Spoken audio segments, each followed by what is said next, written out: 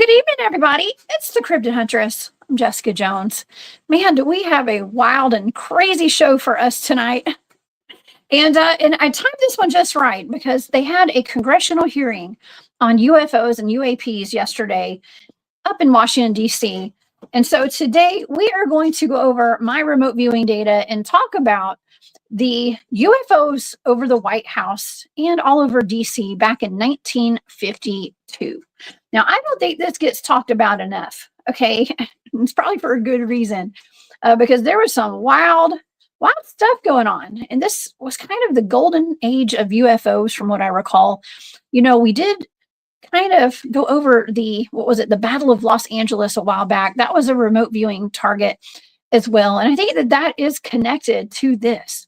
As a matter of fact, and I don't know if I announced this yet, but I have Brian Sang here in the studio. He's with the Full Disclosure Now movement.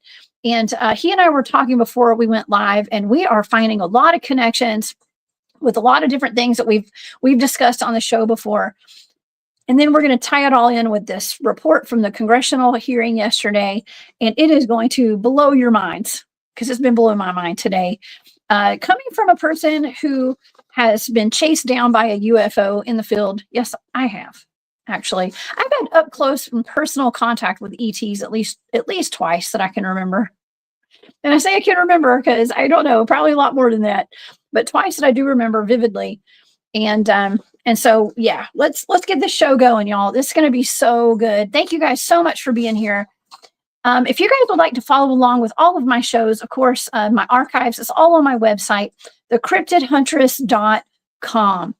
My calendar of events is there, and I think my next event will be the East Alabama Bigfoot Town Hall. That's coming up January the 18th. So I'm taking a little break until January.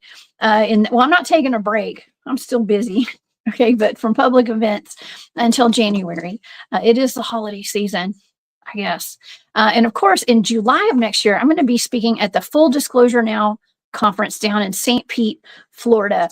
It was such a wonderful conference last year, and Brian is actually the organizer of that conference. And we'll talk about that a little bit more when I bring Brian up today. Also, all of the data for this target is posted on my Patreon. Just go become a member of my Patreon. It's the Cryptid Huntress over there, and you get full access to all the targets that I've done from the very beginning when I did these publicly. Okay, like there's got to be 100 targets at least, well over 100, probably 200 or more. There's a bunch over there on Patreon. So you get full access to all of that data. And I put all the pictures that I show on my shows, everything that I show here on air is going to all be on my Patreon as well. Okay, so shout out to all my members. Thank you all so much for the support. And also I do have that shop, War Woman Goods, where you get a free little bit of merch with every purchase from the Cryptid Huntress. So yes, do your Christmas shopping with me if you'd like. And I appreciate that very much. I sell jewelry, okay, vintage mostly, a lot of turquoise and stuff. So yeah, let's get going, y'all. Okay, thank you again so much for all the support, and let's get this show on the road. Okay, just before midnight on July the 19th of 1952, an air traffic controller at Washington National Airport spotted 7 slow-moving objects on his radar screen from far from any known civilian or military flight paths. He joked to his supervisor about a fleet of flying saucers. Simultaneously, 2 other air traffic controllers at National spotted a strange bright light hovering in the distance that suddenly flew away at lightning speed. Radar operators at nearby Andrews Air Force Base were detecting the same unidentified blips, slow and clustered at first, and then raced away at speeds in excess of 7,000 miles an hour. An Andrews controller saw what he described as an orange ball of fire, or ball, I can't see, it's ball of fire, trailing a tail. A commercial pilot flying over the Virginia and Washington, D.C. area reported seeing 6 streaking bright lights, like falling stars without tails. Oh my God, I've actually seen that before too, out in the field. The jokes stopped around the time as the operators witnessed the objects buzz past the White House and Capitol building. 2 F-94 interceptor jets were scrambled, but each time they approached the locations appearing on the radar screens, the mysterious blips disappeared. By sunrise, the objects were gone. At this event, of course, after this event, the public and the press demanded answers.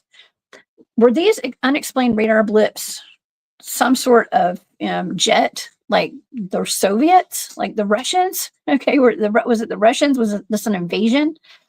Or were they UFOs that were driven by ETs, little green men and aliens? The Air Force's official explanation was that a temperature inversion simply created the blips on the radar, which had been ruled out earlier by investigators, but that's what they came out and said, allegedly. So, of course, this fueled some of the earliest conspiracy theories about a government plot to hide evidence of alien life. And I do think that it's very important today that we talk about this. This is the beginning, potentially, of a government cover-up on alien life, on UFOs, potentially. Okay, potentially.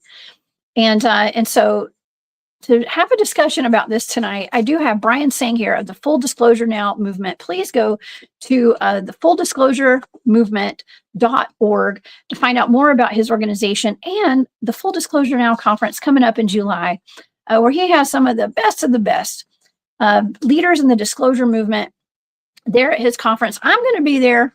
I'm one of their cryptid folks that's going to be speaking on the cryptid community. Of course, I cover everything. It's not just cryptids. But please go and get your tickets now and join us over there coming up in July. Please help me welcome to the show my good friend, Brian. Hi, Jessica. Hey. Hello, everybody. Hey, a pleasure to be here and an honor. Thank you. I know we've got a lot to discuss because, as you're mentioning, we got to chat before the show.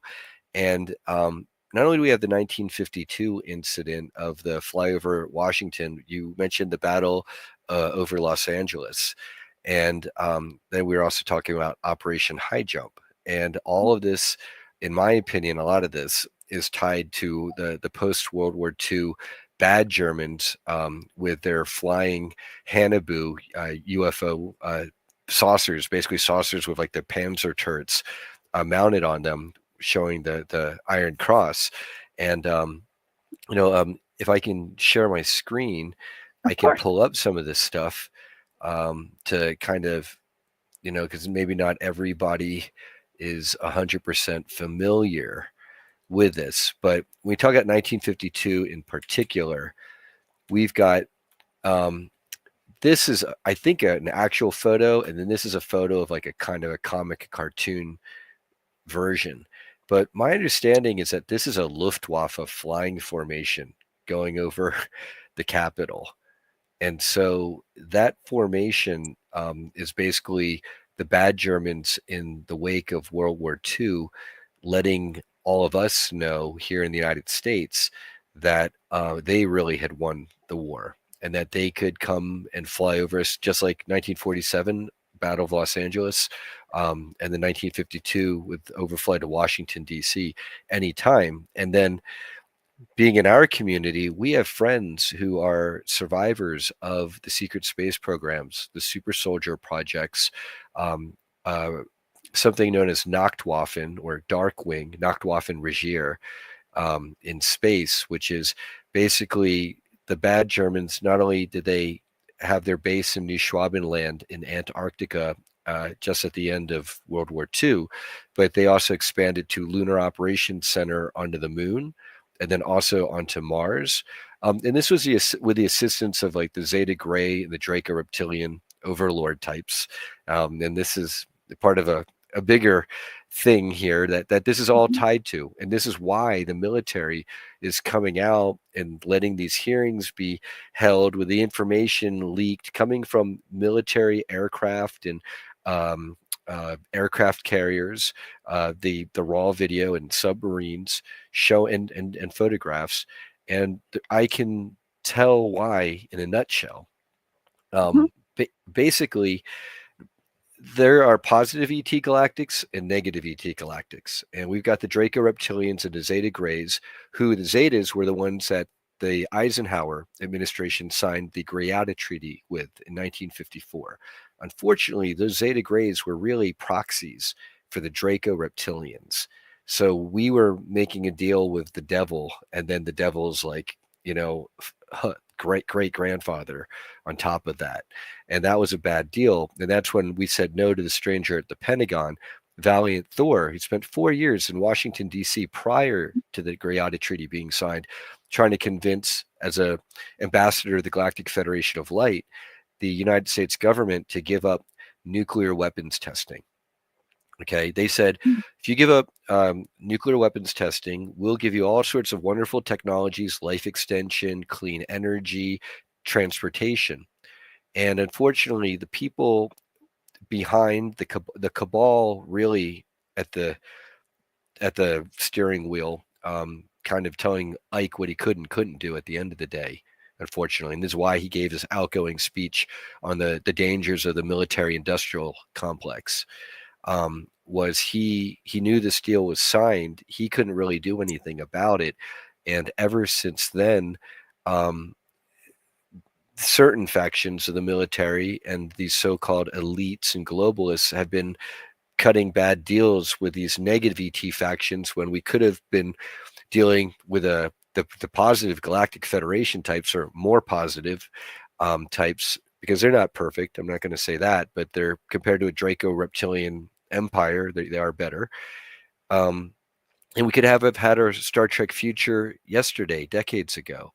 And here we are with, and I've got this file here. This is the kind of a summary from the UAP investigations, right, that have been shared around, dealing with like Lou Elizondo and other folks on the scene. Mm-hmm. And, in it, they're talking about Immaculate Constellation. They want to basically, create a program to identify and classify all of these craft. Okay. And so here, let me share my screen right now. Yeah, I think I've got that report right here. And yep. It was right before we went live. I was like, is this public? Am I okay to have this? Hopefully, well, hopefully we are. Okay, we're whistleblowing. Well, yeah. how about this? I'm going to. Okay. Somehow I got that. I'm going to throw some cold water onto everybody right at the start of this particular document. It's a dog and pony show, and we're going to I can explain why, and then hopefully, I know you've got some amazing data to share with us later on in the show.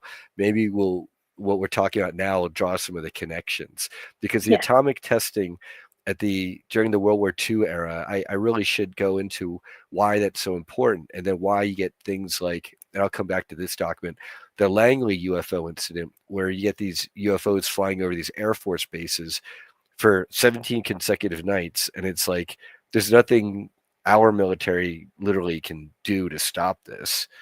And they've always said that in general doesn't exactly engender confidence in our military if they can be having unannounced and uninvited guests flying for 17 days at a time over our most sensitive installations. And so what they're trying to do is a couple of things. They're trying to keep the mystery of these unidentified aerial phenomenon now. Okay? Yeah, UAPs. I still call them UFOs, Brian. They'll always exactly. be UFOs. But they say that UAPs, from what I was told, UAPs are man-made. They're like, reverse engineered is that's what some people say. So some of them are and some aren't. So the ovals and Tic Tacs are.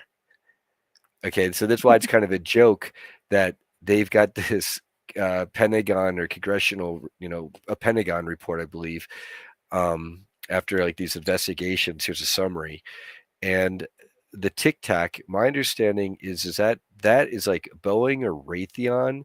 That's reverse engineered using the anti-gravity and 0 point energy drive to basically be able to transport personnel from the deep underground military bases and their surface areas or they've got hangars that kind of lead up to the surface apparently, or under the water and into these tunnels and out to the surface and up to the moon or to Mars. Okay, so those are supposed to be transports. And the triangles, right? Everybody knows about the TR-3B craft, and these are most definitely reverse engineered.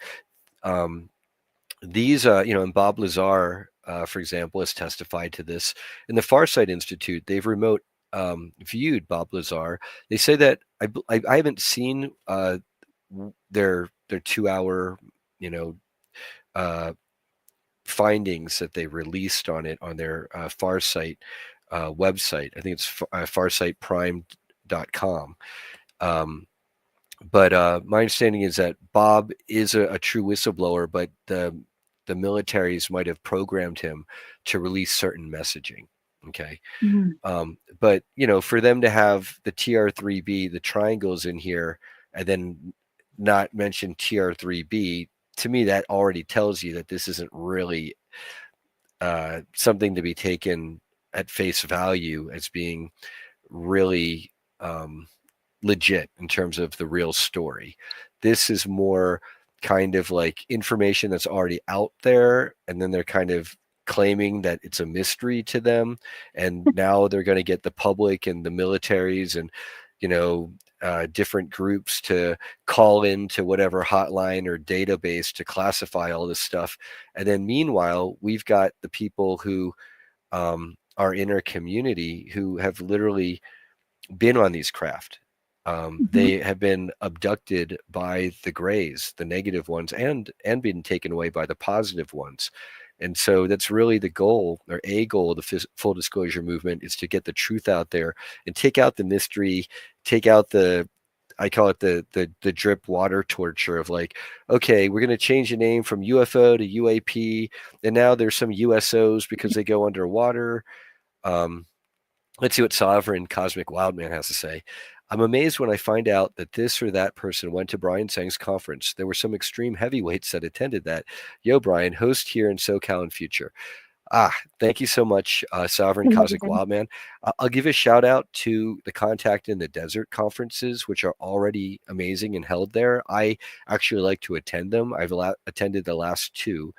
Then I'm also going to be attending Rion de Rouen's event. He's at Rion de Rouen of teamlight.com in March in Sedona, Arizona. And then so it's kind of like Florida, especially St. Pete Beach. It's a very special place. There's a Stargate that is relocated, I understand, from Sarasota, where it was for a while, to the more Indian Shores, St. Pete Beach, around within that area, from what I'm told. I don't think I think it's okay to let that be known now on the air. Yeah, thank you so much, Wildman.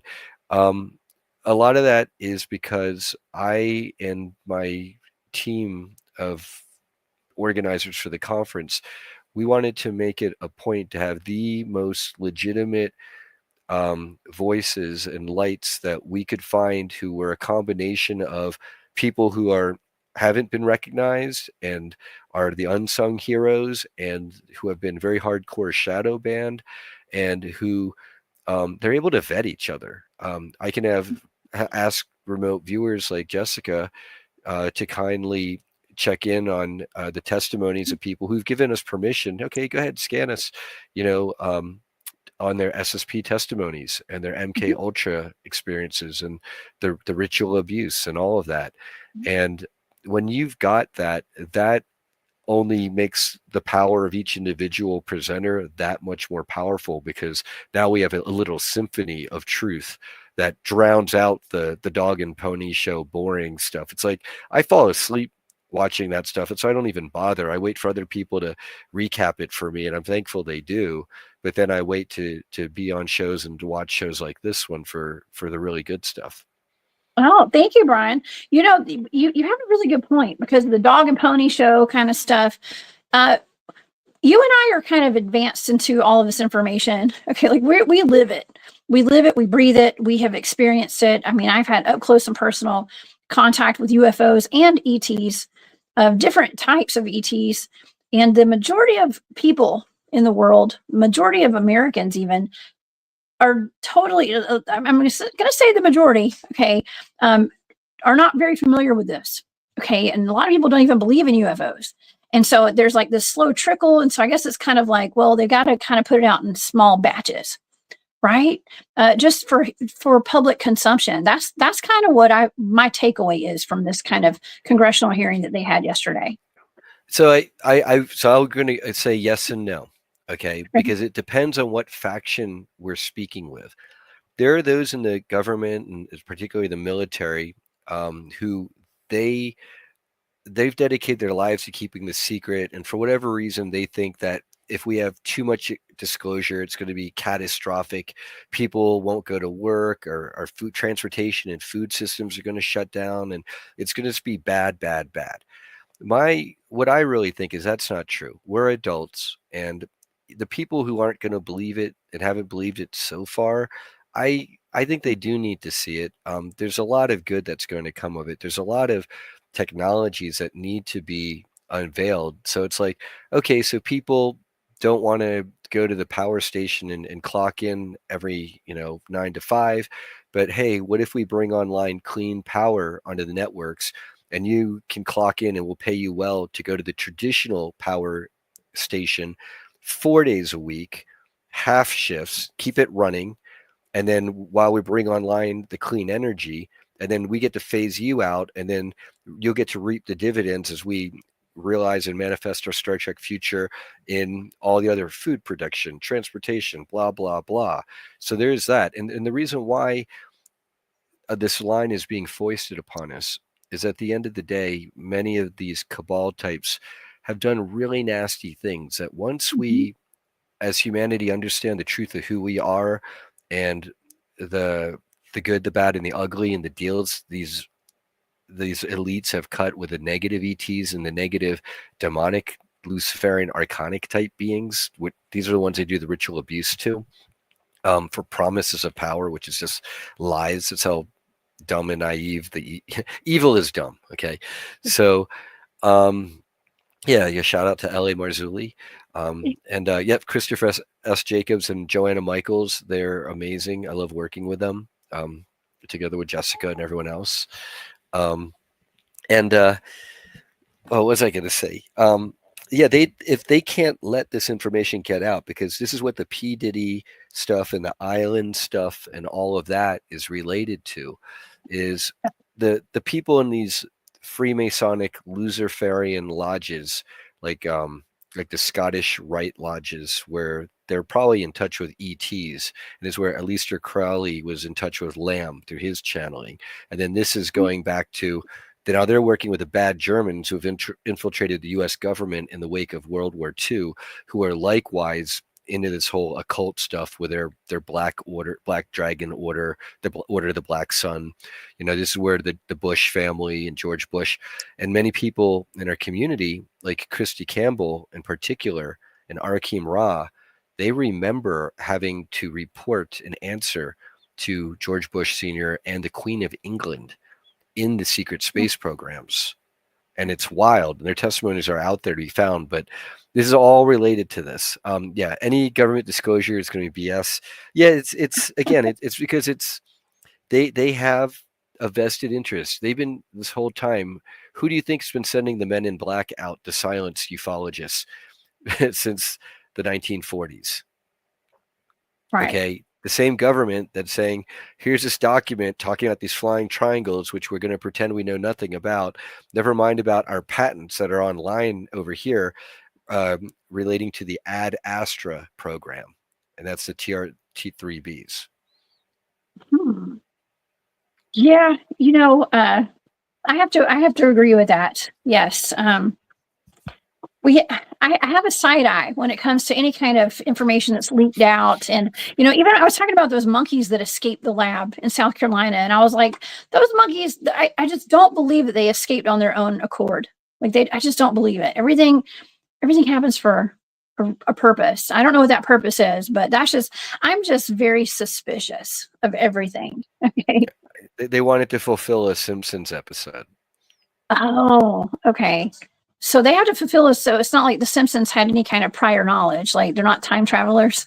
Well, it's actually it's both, because they have Matt Groening, the executive producer and writer and creator of The Simpsons, is a 33rd degree Freemason. And that's why the colors of The Simpsons are the same Khazarian Mafia, Ukraine, well, as the 2014 flag, because that was installed by the Clinton, the Hillary deep state, Department of I forget where she was. It was in the U.S. government. She was secretary of the Department of I don't know, for international affairs for the U.S. Mhm. And yeah, they're all related to the programs. What was I saying again about the Well, we I were just talking got about the Simpsons. We were talking about the The Simpsons Simpsons, exactly, the Simpsons. So and the so time that travel.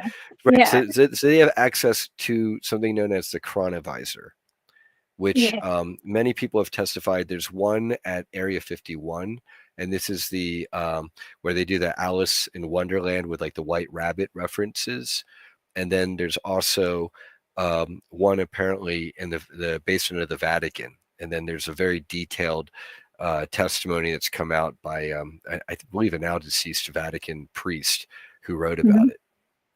Yep, yep, Yeah. and Yeah. and so what they're doing is, on the one hand, they're using time travel or the chronovisor to look ahead into the future, find key events that are markers for the timeline that they think they want to bring about, and then they put it in the TV show. Then millions and millions and millions of people watch the TV show, and then by watching the same imagery, they're trying to basically harness the masses with a Maharishi effect or mass quantum entanglement to bring, or in predictive programming, to bring about events that they want to bring about. And it doesn't necessarily work. They're not all powerful, and what the today's events and recent events, the elections, I believe, are definitely showing that. And so, yeah, Golden Girl, Alley Cat is, and this just shows you how hip our community is. What I Mhm. like to think is maybe I'm helping with yourself and others to bring it all together. And then, because we've got yourself, you're just, every day you do the work, you're adding to the forefront of knowledge that is advancing all of us by leaps and bounds. Every day that someone comes forth with a testimony that hasn't been heard yet, or their testimony is now being heard on bigger platforms, we're beating through the censorship, the Mhm. better. Oh my gosh. As you're saying that, I mean, it just resonates so good. It's so good. Because I was watching all these things at the Simpsons show, and I'm in my mind, I started learning back when the first time I spoke publicly with my research was back in 2021, I think, at the Camp Disclosure in North Georgia. Shout out to Camp Disclosure, by the way. That was such a great conference. That's where I met Barry Littleton there and a bunch of other wonderful people in our communities. And I went and I remember hearing Paula Asteria. Paula's one of my friends. She's a good friend now. But she gave a presentation about a beautiful future. Okay, a beautiful future, and us manifesting this beautiful future with these like green cities with like plant life everywhere and just beautiful architecture and beautiful buildings. And I thought, man, it really, I never thought that I was so almost like boxed in with this ugly architecture, and I just kind of had given in to the idea that we're just going to live in an ugly world, and that's just the way it is. And so I will credit her with giving me the expansion of my consciousness with all of this, and to understand that like we do create our own realities, and the more of us that think in a positive timeline, a positive manner, and thinking about beautiful things in our lives, beauty in our lives, healthy things, and just manifesting that, it's possible. And it doesn't have to be all of us that does it, but a lot of us, if we do it, we can shift those timelines. Okay. And that's where it clicked with me was watching her presentation that day. So shout out to Paula. Okay. Yeah. Yep. I remember she did a great presentation as well at last year's not this year's Contact, and does the year before last year's, and that future, that's a real timeline. There are people who have seen these timelines. Arkeem Ra, my co-host over on the Disclosure Now podcast, he basically has a soul fragment or altar by the name of Edward Hughes, who has an Australian accent. So it's really, I don't know if you've seen that interview I did with Edward Hughes via Arkeem, speaking with an Australian accent. I actually talked with Edward personally. I talked to him on the phone the other day. Yeah. So I spoke with him. In his timeline, in that more positive, higher timeline, future Earth, it's 2028, so 4 years ahead of us. That positive timeline, or more positive timeline of Earth rather, they've got like flying cars, and they use dirigibles and blimps, and they've got free energy, and Tartaria like still exists, and the Vatican never became a thing, and all these black magic rituals, and the Montauk Project kind of does happen in his timeline, but it's nowhere near as negative and bad. Like, it does have some bad stuff, but it's nowhere near as bad. And so that future, he also has seen a future where we have military tribunals of all the perpetrators of the ritual abuse and the terrible aspects, the dark aspects of the space programs. Not that there aren't good aspects. Humanity does have to know how to get into space and learn the rudimentary fundamentals of time travel and medical bed technology. But at the point where humanity is using this technology and abusing it and creating these breakaway civilizations that are literally taking over other planets, like what's shown in Avatar, apparently that's apparently Disclosure. That's realistic. There's a planet named Centuriona 5 that Arkeem has been to and talks about, where they literally did like an avatar to that planet, to the natives and the wildlife. And they also did that to Mars too. Oh, wow. Yeah, there's a lot of predictive programming, and something else I was thinking about when you were talking about The Simpsons was when Lisa Simpson was wearing that purple outfit with the pearl necklace, and Vice President Kamala Harris wore the exact same outfit. Okay, not too long ago, and I was like, well, that's weird. Did they know this, or did she do that because of The Simpsons, and they're trying to fulfill this prophecy because Lisa becomes president? Okay, she's president when she's wearing that. So part of it is I think it's the chronovisor. They did see it, and then the cabal, apparently they do have a time travel team that is literally there to try to make prophecies happen, to get people onto a more darker Judeo-Christian narrative.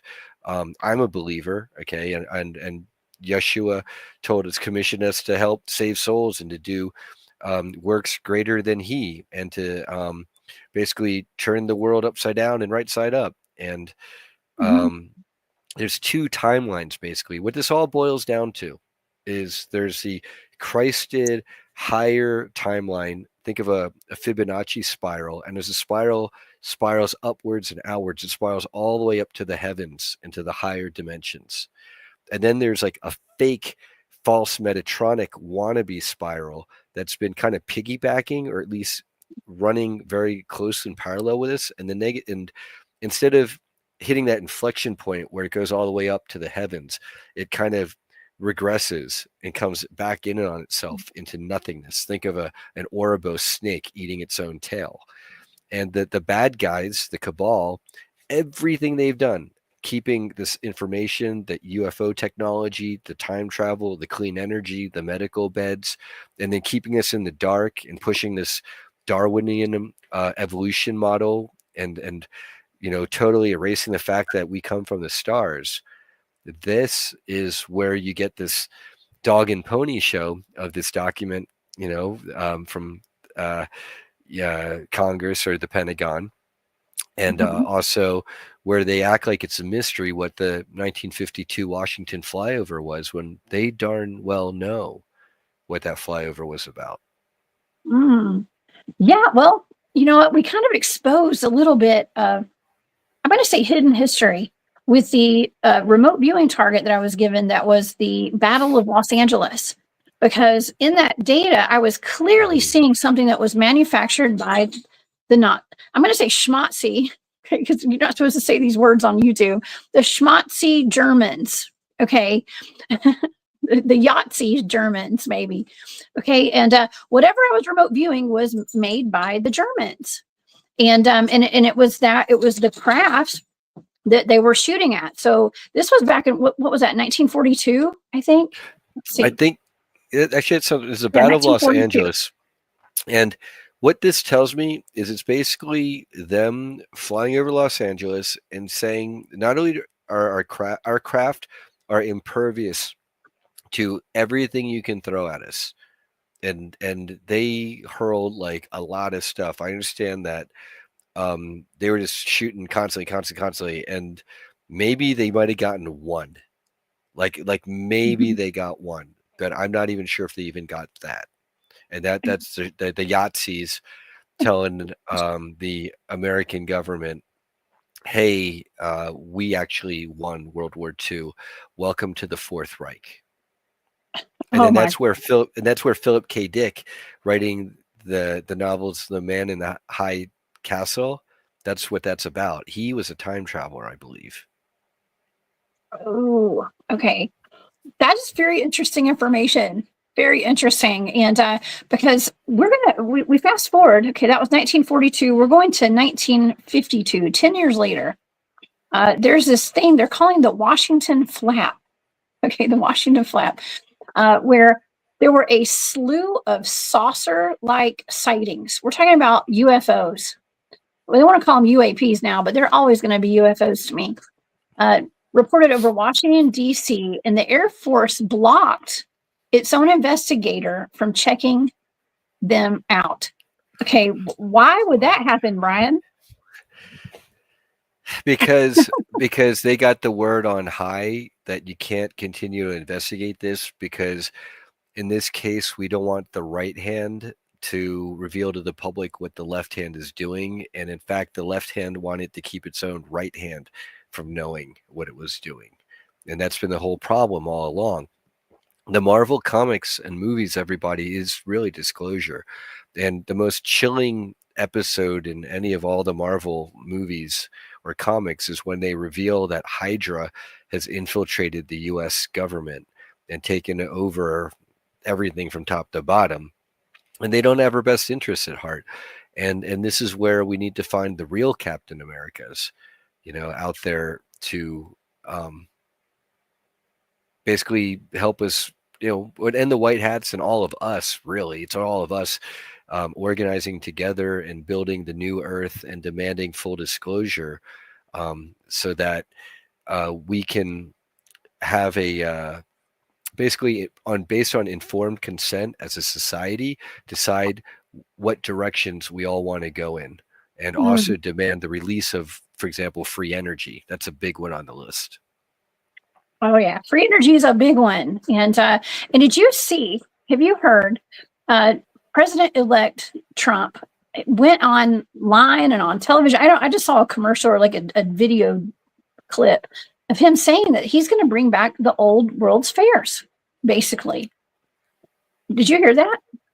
No, but to me, the old World's Fairs would be the perfect place to reveal etheric or free or 0 point energy and all the technologies, because other people have spoken about this too. To get in a new earth, they're part of the dilemma, the predicament. Not only is it the unveiling of all the stuff that they've been hiding from us, the good, the bad, and the ugly, but then how do you integrate and incorporate these wonderful technologies in the society?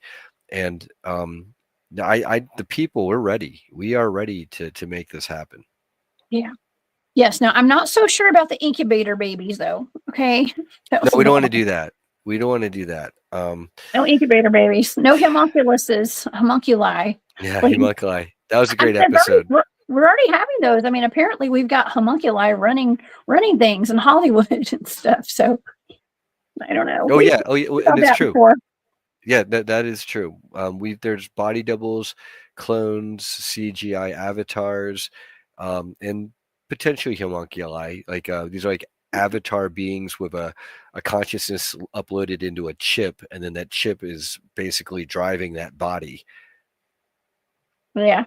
Yeah. I mean, we've just got all sorts of weird stuff going on in the world, from robots to clones to homunculi to, I don't know, incubator babies, Cabbage Patch Kids.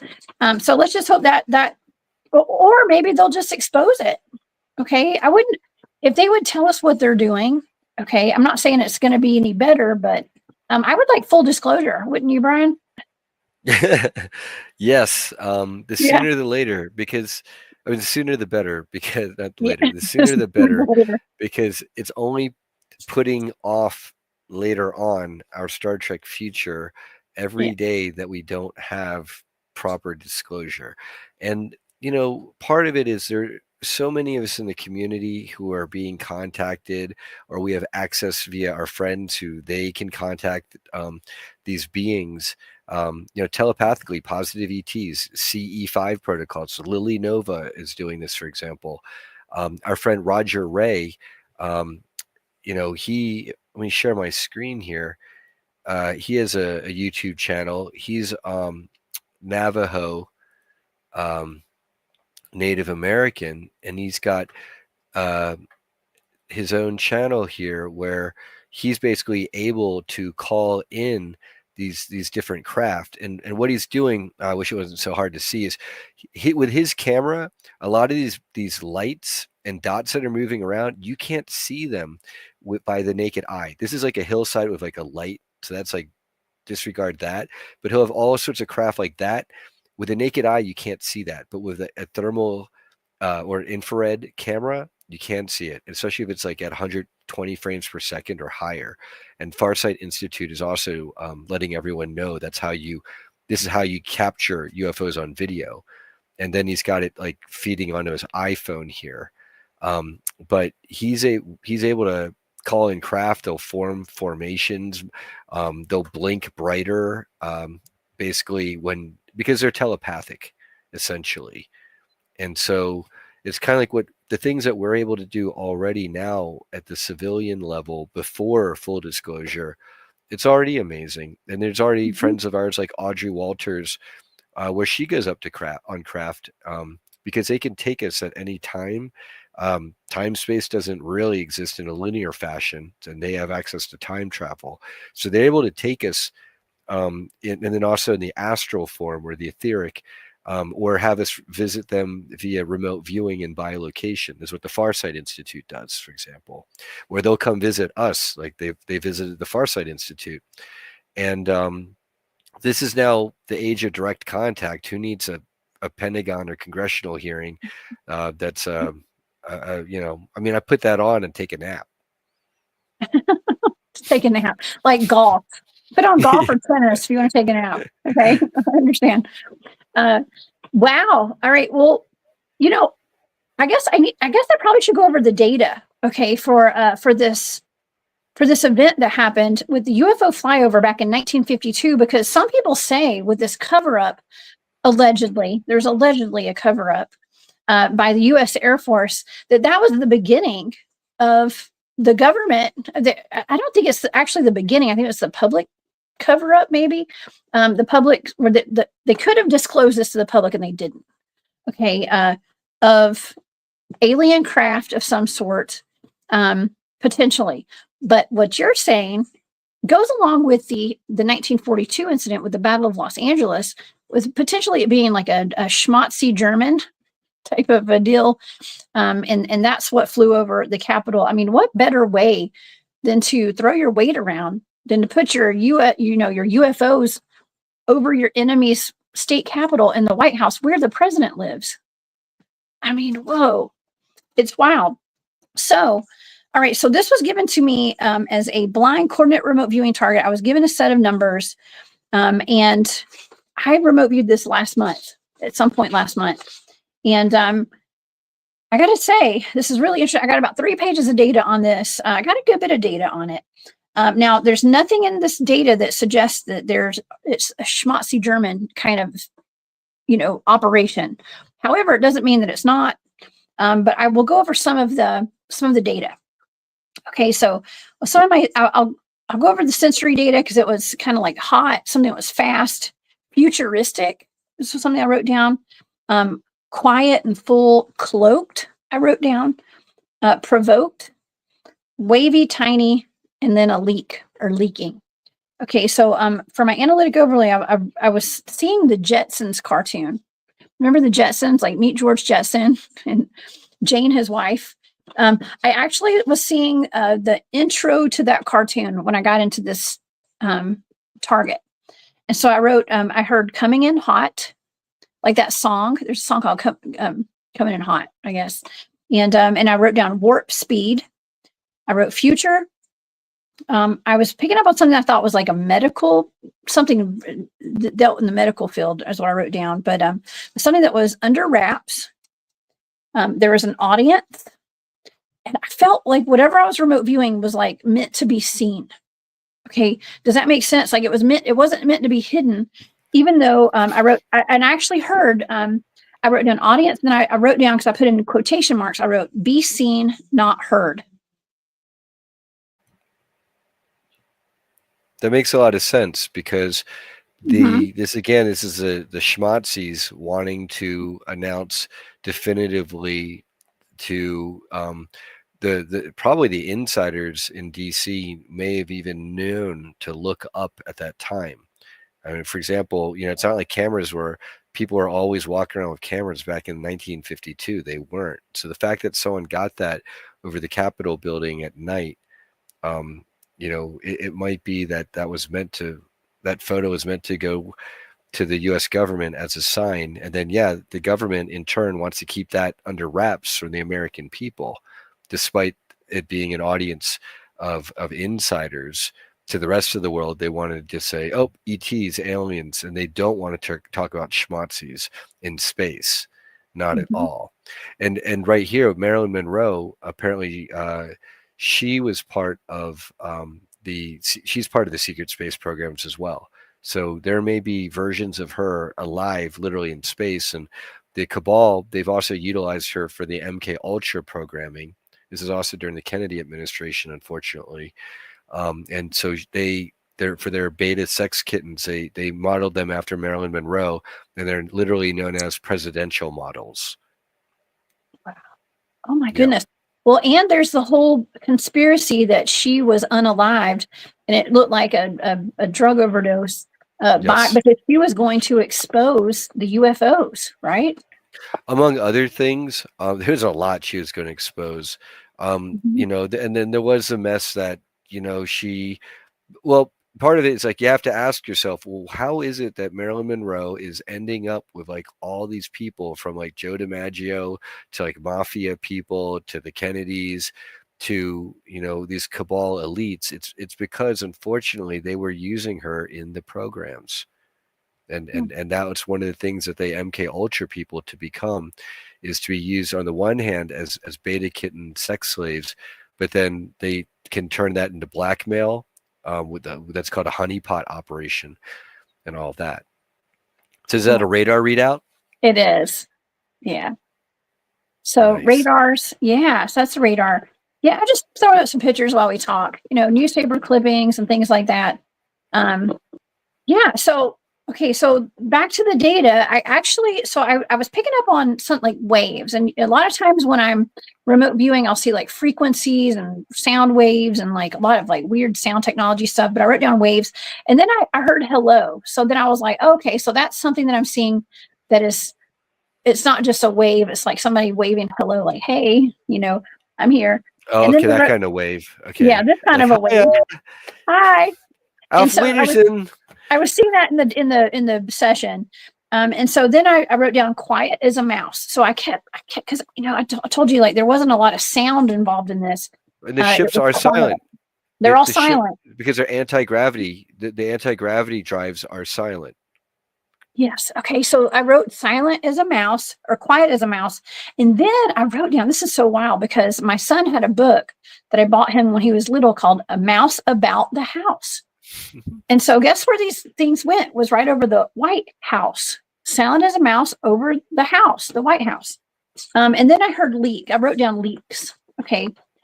So maybe that pertains to like the information leaking out about what this was. And then I wrote leaks, and then I wrote down links, LINKS, and then I wrote down data breach. There was a data breach. And then I started picking up on data that had to do with being frozen in time. Time stood still. I was getting a lot of time and frozen time type of data. And then I picked up on a vessel and a portal. I wrote vessel. That was one of my tangibles. And then I picked up on a portal, and then I wrote ripple in time because I picked up on ripple sensory data. So like a ripple in time. And then I started picking up on audio noises, like clairaudient or auditory noises. So I wrote sound waves and sound frequency. So I started hearing noises at that point.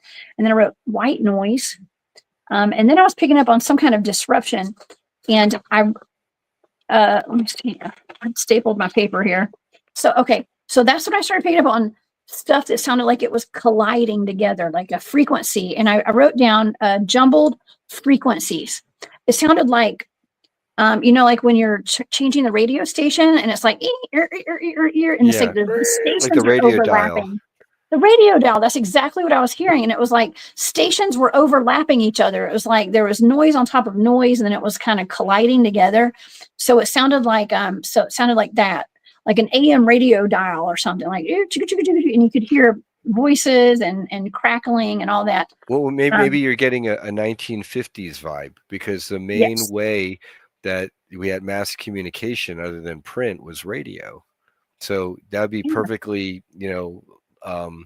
appropriate for you to be hearing like an old-timey radio dial with like Elvis or whoever on there, combined with like some like old speeches of Churchill from World War II. Mm-hmm.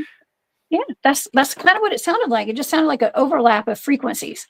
And then the Jetsons, your one Jetsons impression there, that's perfect. Like German or schmatzis and their flying space cars putting it over the White House. Boop, boop, boop, boop. That's perfect. Yeah. Yes, red mercury. So my understanding, Ken, is red mercury is one way, and that they may have done it, and it's also very, very toxic. So, and the red mercury may also have been used in the Vimanas, as depicted in like the Mahabharata and the Bhagavad Gita over in India, because when they it has certain electrical and anti-gravitic properties, but apparently red mercury is like super toxic and it vaporizes easily or something like that. So then that was an issue for the pilots. And also at Area 51, that was also a big issue, getting the technology to the point where humans can pilot it. Oh, wow. I mean, that was a, what do you call it? I'm trying to think of the process. What is it? It's like, I can't think of alchemy or transmutation.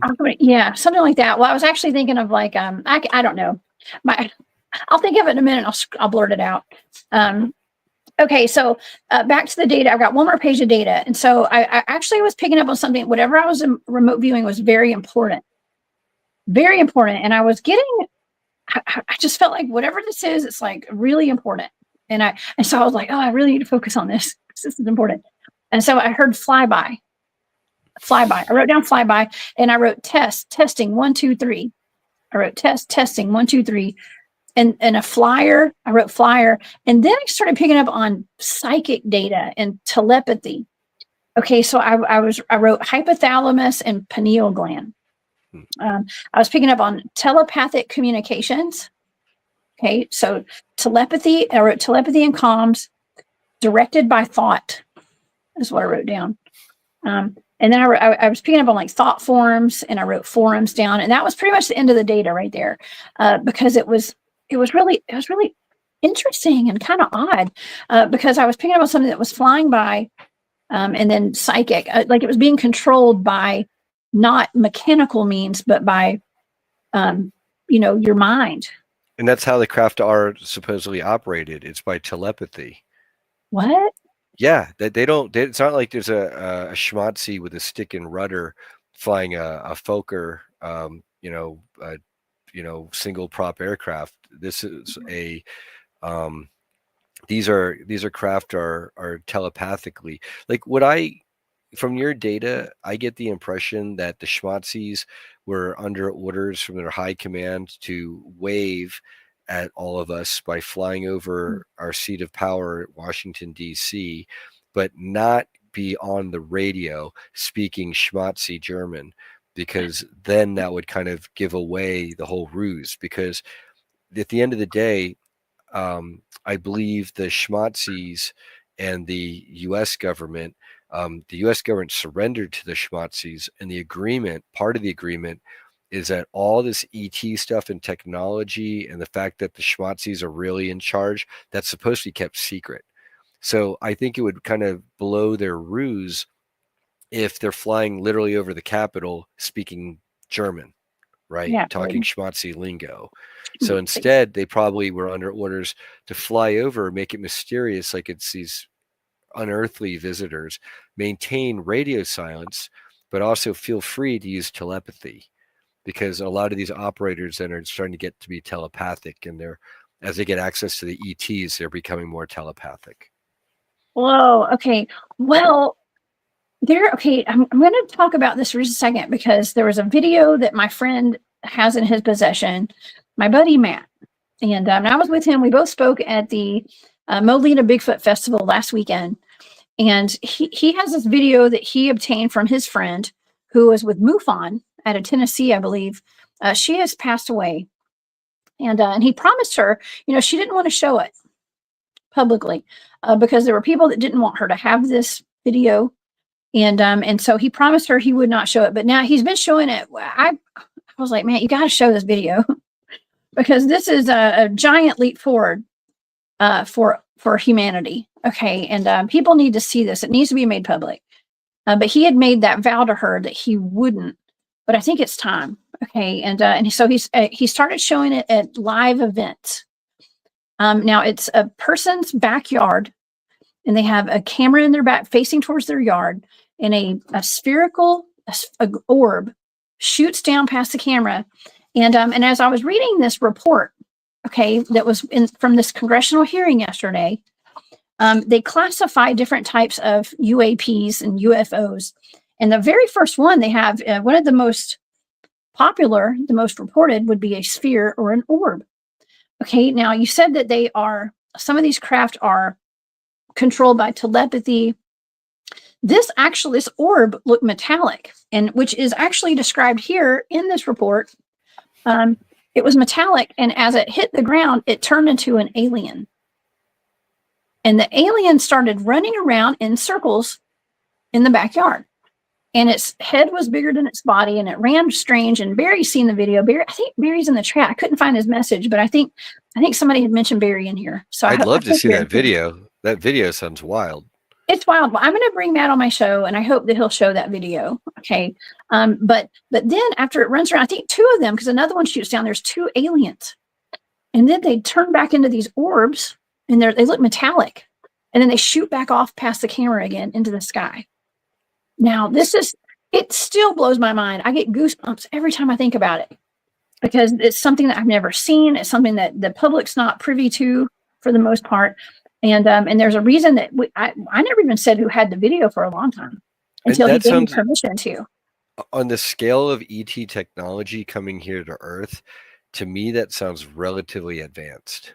Mm-hmm. If they're able to do that. And so, this kind of going back to these ships and craft, funny enough, Jaden, who you've met, my fellow executive co-producer on the conferences and all that, he's also very telepathic in terms of being able to speak with animals like dogs. So he's an animal communicator, and as a telepath, Winnie, the wonder dog, she was saying, tell us something interesting, Winnie, because she wanted bacon, and so to give her bacon, fine, she gave us the information tidbit that, what shadow people are? Mhm. These are like beings from other dimensions and realms. And because they're from a different dimension, we can't see them directly, but we can see their shadow. And then Mm. what that made me think is, hey, so like these Palladian light craft, that means they're probably from like higher dimensions, and we can't see them directly because they're not in our dimension directly, phased properly. But we're literally seeing their shadow, but instead of a dark shadow, it's a light shadow. So that's why when you see videos and you see these, like, it looks like someone's shining a flashlight in your camera, but it's like in the sky, and it looks like bad CGI. I believe those are higher dimensional craft. So those are probably more benevolent, hopefully ETs. And what we're seeing is an anti-shadow. An anti-shadow, like antimatter. No, I, Kinda.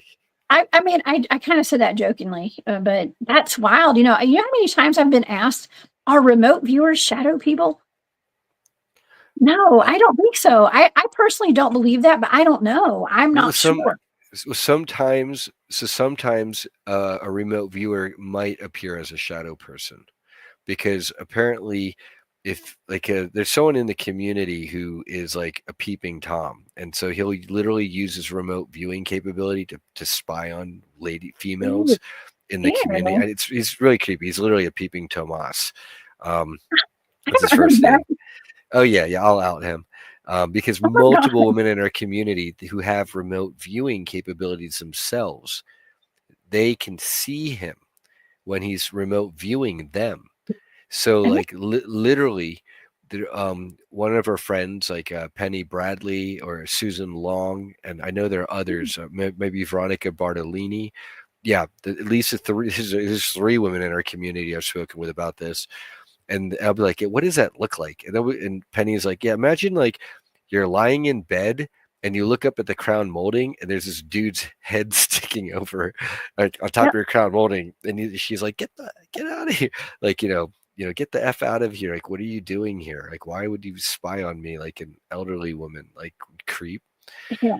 Yeah. I've seen it. Okay, I've seen that. I've seen that before, like not in the crown molding, but when my team was we were training. We spent years and years training together for in different modes of remote viewing, and there would be times when my team's together, and the especially when the room was dark, and we're learning things like HRV and stuff, or energetic remote viewing. Okay, Mhm. where we are having to get into theta, and we're everybody's got laying on the ground on their mats and stuff, and we're those kind of instances where we're just learning how to do that, and we attracted the attention of a lot of remote viewers, I guess. And so there were people that were popping in, and I could see them. Okay, like I could see, like there were men like popping in and out. It was almost like holograms. And so yeah, it was just weird, and we never told anybody where we were going or what we were doing. We never, nobody announced it. It was very just on the low. It was just our teammates only knew. But remote viewers were able to come in and hop in, I guess, In the and astral, watch what we were doing. yeah, you light up apparently somehow in like the Hmm. astral, so that they can, Yeah, pick up on that. yeah, So yeah, I saw yeah, it. and they don't like it because they have countermeasures. Yeah. Like the people who try to go into the deep underground military bases in remote view. Jaden says he tried it the other night. This is a couple weeks ago now, and he gets into a deep underground military base. He's just trying to figure out his abilities here, and he sees like these like vats of acid, and he's like in the astral, and he goes over to like a vat of acid, and then all of a sudden acid is like splashed up in his face and in his eyes, and he's pushed into the vat. And when he woke up the next day, Yeah. his vision was blurry, his skin was literally all ashy and dry, and it took like 2 weeks for him to feel safe driving around town. Oh my God. Okay, that's how mess. And what Christopher Jacobs says, his contacts say he did the equivalent as a remote viewer going up to this underground military base unshielded, of like walking up naked in broad daylight and knocking on their front gate, and they were ready for him. And I said, is there any way to shield, like if you're a remote viewer? And when he said, well, yeah, but you have to be careful, because let's say you're in and you kind of have like an invisibility or mirror bubble of protection that you've psionically manifested around your remote viewing or astral body, and you're in an underground military base, and you happen to witness something horrible or terrible, like say a reptilian being eating a little person. Horrible. Ew. Ew. Yeah. You The don't want to see minute that the nanosecond you have that visceral reaction, you will come out of invisibility. All those telepathic beings will know you're there, and then you're dead meat. Okay. Now, is this person who you're talking about? Because I don't know who this is. Okay. Have they been formally trained in like remote viewing? Like formally trained? This is Jaden. No, he hasn't Jaden? been. Oh, okay. All He right. has Well, not see, been. I've been trained into protection and stuff, how to energetically protect. Like that's why we spent years, like a large majority of us learning remote viewing is the protective I measure didn't recommend behind you it. do this, mind you. I didn't be like, oh Yeah. yeah, go for it. I just more I like, wouldn't do that. okay, if you do that, tell me what you find. And it wasn't pleasant. So Yeah, I don't recommend it. See, and what you're saying right now is precisely why I've never taught remote viewing. Okay, I've only taught one person, and I trust him 100%, completely trust that person. A good because it can be used for very nefarious purposes. Okay, and so you just gotta. It's very intrusive, and so yeah. I mean, I was vetted big time before I was taught remote viewing. All right. It took a long time for me to learn it, to be taught it actually, upon meeting that person who taught me. So, but anyways, but a big part of it is protecting yourself. And so that's why a lot of people that I meet today say they're remote viewers, but like they don't really have the training like I do in remote oh viewing. no. You're like Yeah. a classically trained remote viewer as opposed to like a self-taught garage band remote viewer. Right. And Kind of. what I'll say is I would encourage you to share the best of your knowledge and wisdom and experience, Jessica, because at the end of the day, there are a lot of people who are going to be coming out with their own remote viewing techniques and kung fu, for better and for worse. And I know I vouch for the Farsight Institute. Jenny Lee is out there. I know Tony Rodriguez has his own. He's developing protocols based off of his own experiences. There's Captain Randy Kramer. So I like all those folks, and I would think it would be great if someday, if you ever do decide to do classes, that would be quite a thing. Yeah, I would love to one day. I would love to. I mean, I don't ever claim to be an expert in it. Okay. But I've been doing it for a long time and I love it. And my God, I remote view more than anybody I know right now. So I love that. But yeah, you're right. It can be, oh, there's my friend Angie. Hey, Angie. It can just be very dangerous. Okay. When people do stuff like that, but I don't judge. I'm a no judgment zone, but I also don't want people especially my friends, people I know, to get hurt. Okay. Because it's just like any kind of, even if people who like read oracle or tarot cards or something, any kind of divination, you got to know how to like open up the energies and then shut it down. Yes, Okay. it's all Like that. exactly energies. It's all about the energies, like just Yeah. like you're saying there. And let's talk about some of the why you wouldn't want to, the dangers. If you try to remote view, like, and I think Joe McMoneagle and other people have testified to this, like seen remote viewing the Black Pyramid in Alaska. Once you remote view something, especially a sensitive target, the people who don't want you to see that target that you just went to visit, they can now remote view you. What Christopher Jacobs recommends is if you ever even try to go somewhere where you don't think you're supposed to be and you want to leave, before you leave that place and come home totally from the astral, psionically envision yourself taking off your shoes, burning them, and then you come home. And apparently that's a technique that does help prevent the hostile remote viewers from remote viewing you and literally following you back all the way home. That's a way to help leave them cold in the trail. Yeah, well, I would not talk publicly about my protection measures because then people would know what I'm doing. Oh yeah. I know. That's why I'm not going to talk about it. Okay? No, keep your kung fu to yourself. Right. Yeah.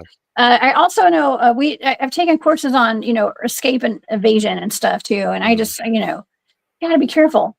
All right. They call them psychic spies for a reason, right? Yeah. A So, girl can't be too careful these days, right, right, Jessica? exactly. I know. Stay strapped or get clapped. Just That's saying. right. Stay strapped, everybody.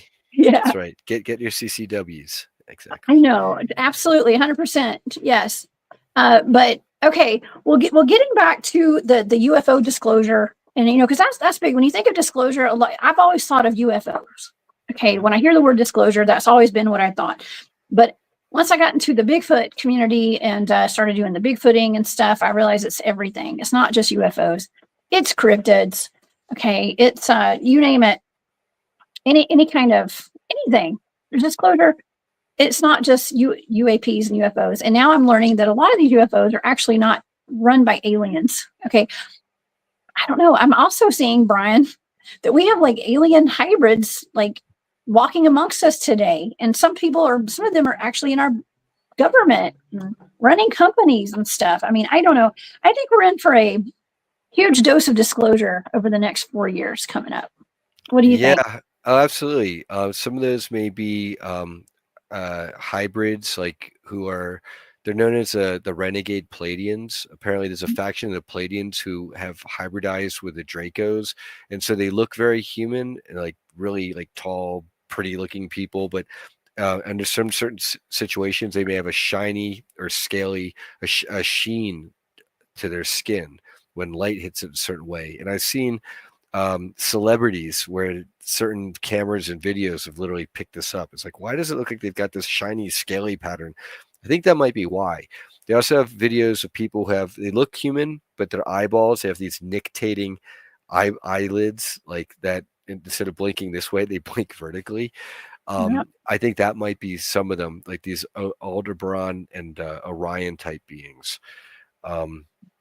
So yeah, there's they're out there in plain sight. The hybrids, you got the good and the bad reasons. There's a hybrids who they're here because they want to learn from humanity. But in general, my understanding is a lot of the hybrids that are down here walking around on Earth right now, it's more because those ETs want to be able to replace us with themselves.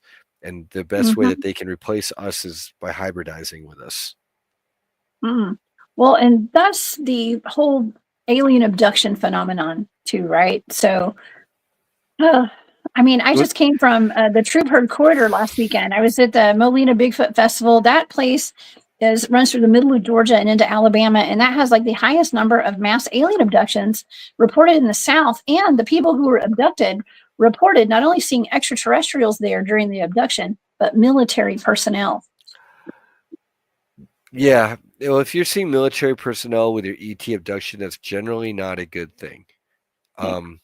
Because then the programs are affiliated with their stuff, which is then possibly affiliated with the secret space programs, and then the Zeta Grays and the Dracos. Not all the time, because there are a lot of hybridization programs where these are ETs who are star family of ourselves because we live many lives, and we have apparently entered into these contracts before incarnating here to say, yes, you can come and literally harvest some of my genetics to help add to the genetic viability of your own species or of this home species.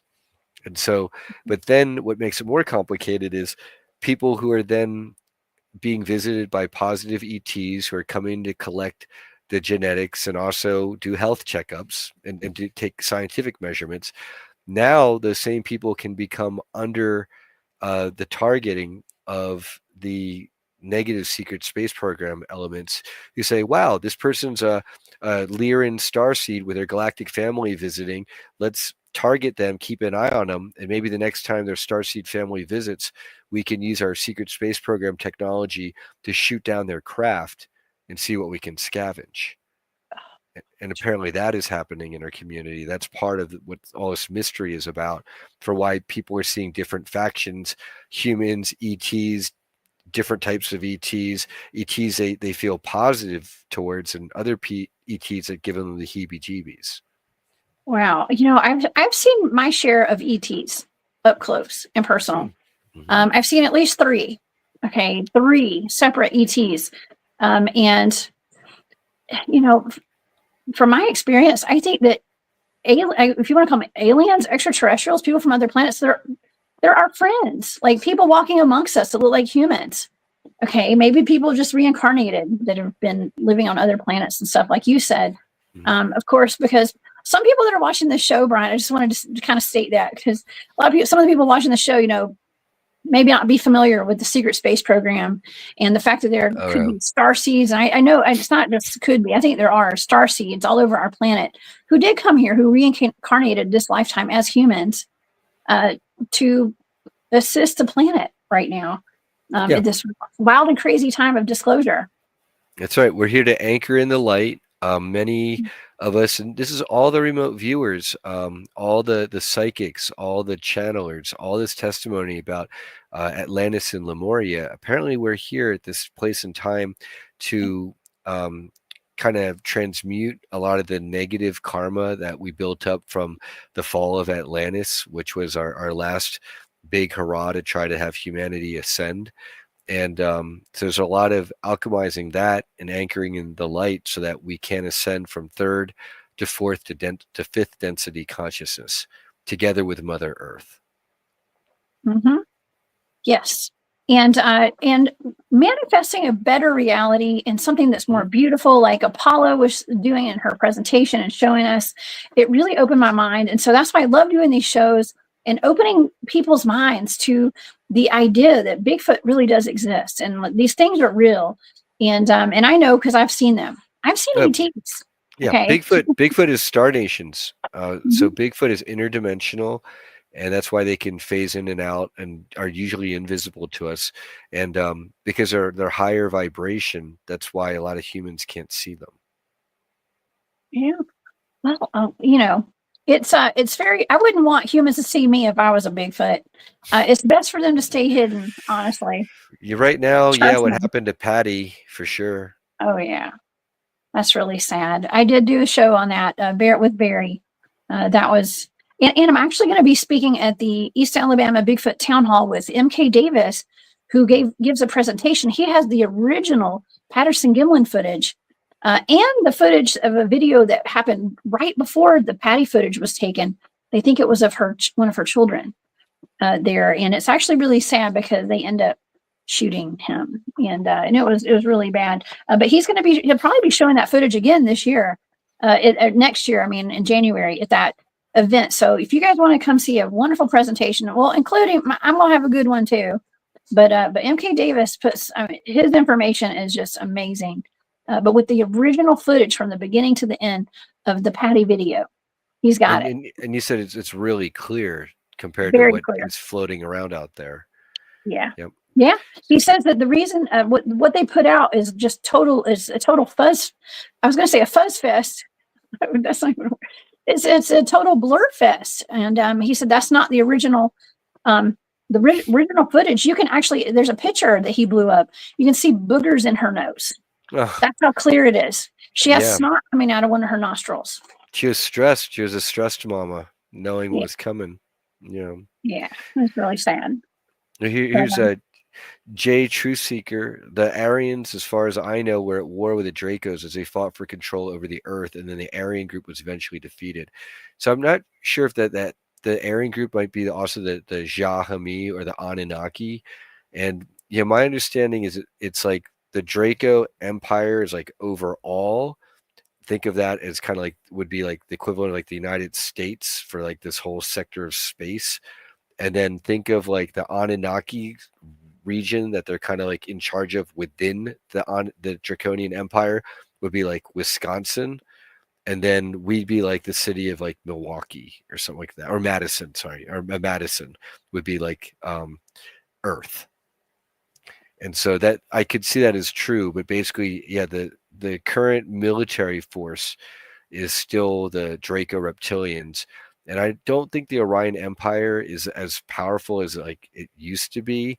And this is where the Galactic Federation is now waiting for us humans to get our act together so that they can be more open with us and perhaps have humanity assist them in, if not liberating ourselves totally from the Draco, at least earning a measure of respect from the Draco so they can't just push us around with impunity. Mm.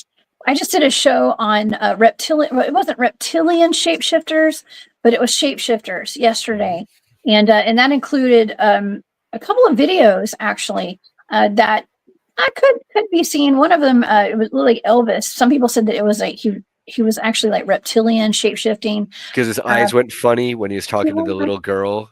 yes, that one, and And there his was buddies covered up for him, and his buddies blocked move to get in front of the camera, and then just to get the crew away from Elvis as his eyes were bugging out. It was wild.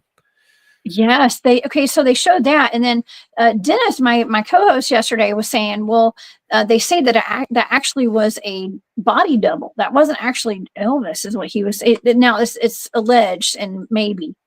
But anyways, it did happen. It's really odd. And then we showed that video of. I didn't show the video. I showed clips of Selena Gomez on the red carpet. Her foot morphs into something like a tentacle.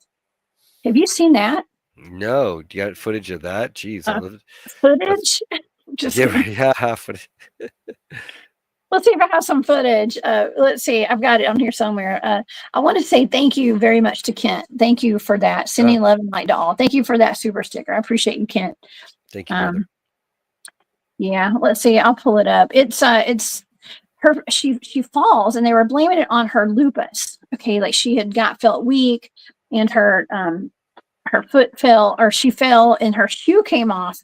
And for a split second, it looks as though she has an octopus, like a tentacle on her foot, where her foot would go. And then the security guard or whoever, her handler, I don't know who it was, kind of held onto her as she fell and lifted her up. And her foot went back to normal. Now, could it be CGI or something? It might, maybe, could be, but it was just for that split second. And it was just really odd. It could be. I seen footage of like basketball players where slowed down. It's like their arm like morphed or something like that, and it's totally beyond the natural. So yeah. Well, this was just a little. I can't explain it. It looked like an octopus tentacle. So of course, I have it on my phone, so I'm not going to be able to. oh yeah, so no worries, no worries. We'll All have to I'm check that seeing, out sometime. I typed in Selena Gomez's tentacle foot, and it's a bunch of pictures of her feet, and that's not what I'm looking for. So I'll send it to you after the show. How about that? I'll send it to you. Yeah, no worries. Oh my gosh. Yeah, but it just seemed, oh, and that person, I don't know if I've talked to you about this. There was a person sitting behind Kamala Harris at a rally, and his eyes kept shifting back and forth that were going white. Did you see that? No, but that I'm wondering if that person has been vril parasitized. That might be one of them, because I would suspect very heavy infiltration in the blue team. Okay. Currently. Well, someone told me with the whole thing with Selena Gomez and her foot that looked like a tentacle, they were saying, well, that is a matter of factly, they said that is a hybrid aquatic ET, or hybrid, is what somebody told me. So I don't know. It's alleged. I mean, it's possible if it's octopus like or tentacle like, then maybe those beings I believe they're either from Sirius or Vega, and that's also where like the dolphins and whales are from. Wow, very interesting. I mean, do you think that we're going to be seeing more of this kind of stuff in the future? Absolutely. The veil is thinning and fading away. More and more people's psychic and telepathic abilities are being activated. The dreams, you got people needing to eat less food. I'm experiencing this. It's like, yeah. Oh, wow. Thank you, Angie. Angie, thank you, girl. That's so sweet. I appreciate that. Thank you. Yeah, so Susan say Susan thinks it's just the way her foot turned and the angle of the camera, so that's possible. Because and that's the thing. I that's why I like to see the footage and try to get the best, and see if there's multiple angles and then consult all of our people. You can remote view it. Maybe that's the target. Let's remote view Selena Gomez's foot, her tentacle foot, tentacle or not. I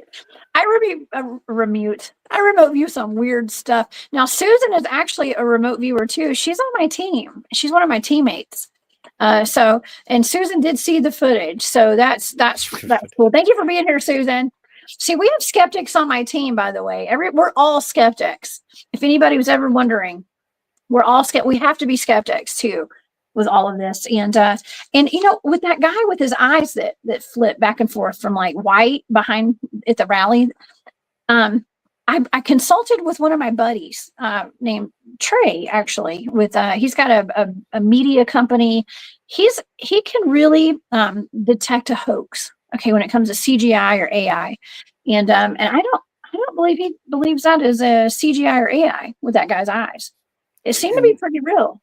Yeah, because we're seeing the same phenomenon in other places. We've seen there was at one time when there was it was like a World Health Organization meeting, or like Obama was there and he was walking off stage and the other guy was walking on, and as he was clapping Obama on the shoulder, I think it was Obama, like his teeth turned into fangs and then his ears kind of got pointy. He literally looked like a Nosferatu.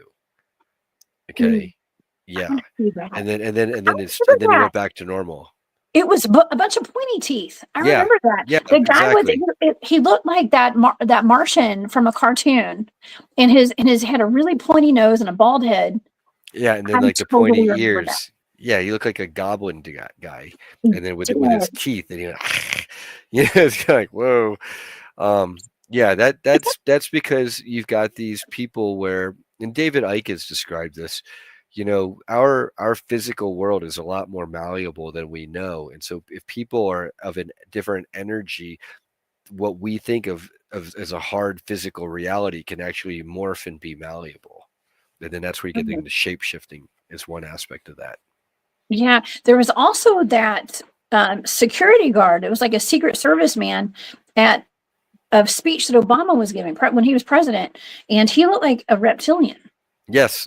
Yeah, because this is where you get the secret space program stuff, is the level that some of these elite globalists and bloodline leaderships, right? Because he's bloodline. He's actually a grandchild of Hitler. Because Hitler had a maid when he fled to Argentina, and then that maid is the one who got together with the African gentleman who, now that's where you get Obama. And so that's why Angela Merkel, who's also related to Hitler, she and Obama, that's why they're so close, is they're literally bloodline together. And so you'll see pictures of them, they're literally hugging and kissing, and they spend time together. And that's why, is they're literally family. They've probably been in a lot of these rituals together. And then that means once you're at that level, you're going to be getting ET level super soldier type bodyguards. Because now you're not just guarding against humans, you're guarding against beings that could theoretically portal in and try to take you out. You got telepathic, or think about how much telepathic attack would they be directed against, say, Obama. So he might have a reptilian bodyguard who's very highly trained and skilled telepathically. No human's going to get past that reptilian bodyguard. Oh, I just had an idea. Okay, if I ever get access to a werewolf security detail for myself, I'm going to train them all in remote viewing. Okay, they're going to be super psychic. I've got plans. I got big plans, Brian. Well, I have one for you, Christy Campbell, because one of her alters in the programs under George H.W. Bush, and she says George Bush would shapeshift into a werewolf during some of these occult rituals, and so she herself. Was hybridized in the programs. Well, but you might want Christy Campbell. Yeah. Well, I don't know if she in this, not in the here and now, maybe like in a clone body in the secret space program, fully activated. Sure. But she could probably teach her in the ways of remote viewing in the here and now. I'm sure she could pick that up on that. Yes. Yeah. Okay. Well, I know Chrissy. I need to get in touch with her then. Okay. Yeah. And she does some level of that. She does do some remote viewing, but she's not classically trained like yourself. Okay. As far as other than in the programs, but in the here and now, it's not like she necessarily has access to that programming. Oh yeah. Well, that's cool. Y'all know I'm totally kidding, but am I? I really do want a werewolf security detail or a dog man. That'd be totally cool. I mean, one day, I would love for our government, a congressional hearing or something, have a congressional hearing where they bring out a couple of Sasquatches, okay, or a werewolf, a dog man. I don't know. Maybe it's coming within the next 4 years. Maybe they'll do it at a World's Fair, Brian. That's Whenever they have World's Fair. if Yeah. anywhere, a World's Fair would be the perfect place. That's amazing news. I very much would welcome that. Yes, Brown Dwarf and I both want to get tickets. I sent him the link to that one day. I sent him a message. I was like, they're bringing back World's Fairs, right? He's like, let's get some tickets. Yes, well, maybe we can get some sponsorships to get some tickets or something to go to that, especially if they have an unveiling of Sasquatch and things there. So I don't know. I think our future is very bright. I think it's going to be amazing. I see nothing but good things ahead of us. And I think we have gone to a positive timeline. Yes. In my opinion. Yes. We're on track for the golden era, golden age. Yes. Yes. And it's with the work of every single person, everybody that has really pushed for a more beautiful future. Good job, y'all. Good job. I think we're going there. And so let's keep up good work. And I think that these remote viewing targets that I've done, I think that this one, when it comes to the UFO flyover of 1952 in downtown Washington, D.C., I think that it was probably, like you said, most likely German. Okay, it's not in the data, but I think that I don't think it was all just like little green men, okay, flying over downtown. And also the Battle of Los Angeles as well. I did pick up that was definitely German technology there. So, and I think that the real ETs are walking among us today. Okay. It's not just going to be in little spaceships flying around the sky from outer space. No, they're definitely here on the ground. The drones, there's those orbs. Those are, some of them I understand are they are like telepathically remote control piloted, just to be like think of a flying GoPro camera. And then, how do you? Oh, Alex Jones for National Press Secretary. Yes, especially after he got screwed over by the Onion in that lawsuit. I heard about that. They took advantage of him really badly, and that's terrible. It's terrible. I know. It's what is that? Lawfare, right? Yep. New word. Yeah, that's what we've come to hear about quite a bit over the past several years. So, but I do see nothing but good things ahead, and I'm super excited. Angie was asking if there's any werewolves in the Low Country. Absolutely, Angie. I have to tell you about it. Yeah, lots of Bigfoots too. But I think you're over in South Carolina now, so you should be safe. Actually, South Carolina has the lowest rates of Bigfoots of any other state in the South. Okay, if you look on the map, they're in the blue, which means it's like the lowest amount of Bigfoot sightings there. But Georgia has the 10th highest, and Florida has the 3rd highest. Let me ask you: is there a tunnel system around that area, South Carolina? Oh yeah. Oh, of course, it's a port city. There, Charleston is a port city. So what Christopher Jacobs says is that his Sasquatch contacts say that there are areas that they do tend to avoid, because you'll have like I think he said the Kentucky goblins or whatever. Oh yeah, one too. I've got one too. We have matching Bigfoots from your conference. Yep. That there are regions where the Bigfoot or the forest people, they avoid, because there are these other beings that they don't get along with. And so that sounds to me like a turf thing.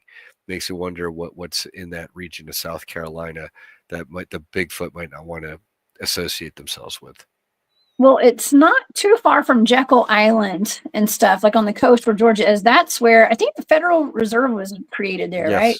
Yes. Yeah, and there's the Monster of Jekyll Island or something like that. I used to vacation there when I was a kid. My dad and my mom we went there for my dad's golf tournaments and stuff when I was a little kid. Yeah. Small world. Small world. Well, I live in Georgia, so it's right there on the coast.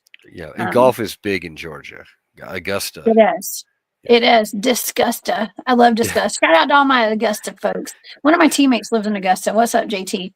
Actually, here's another JT. J True Seeker, actually. Question: are the star seeds part of a secret space program? What it is they're targeted by the secret space program. Because if you're a star seed with, like, say, Palladian or Arcturian or Andromedan incarnation or soul origin, that means that you've got a lot of abilities that the space programs want. And so it's not like people are, I'm a starseed and therefore I want to be part of the secret space program. It's more people came here to Earth as starseeds on whatever missions we're on. And then while here got targeted by the secret space programs with their remote viewing and other ET technology to identify beings and souls who have certain abilities they want. And then next thing you know, you're a targeted individual, you're a military abductee, you're experiencing missing time and all the rest. Yes. Yeah, you get tracked down. You get tracked down. That's why it's, you know, a lot of people that even do things like I do with the remote viewing, not a lot of people are public about it. Okay. Because you start getting on radars once, you know, people or whoever find out that you are, first of all, trained in remote viewing, and God forbid, on top of that, you're a Bigfoot field researcher. Okay. You might find out the truth, you know? And so I don't know. I don't live in fear though. Okay. None of us should be living in fear.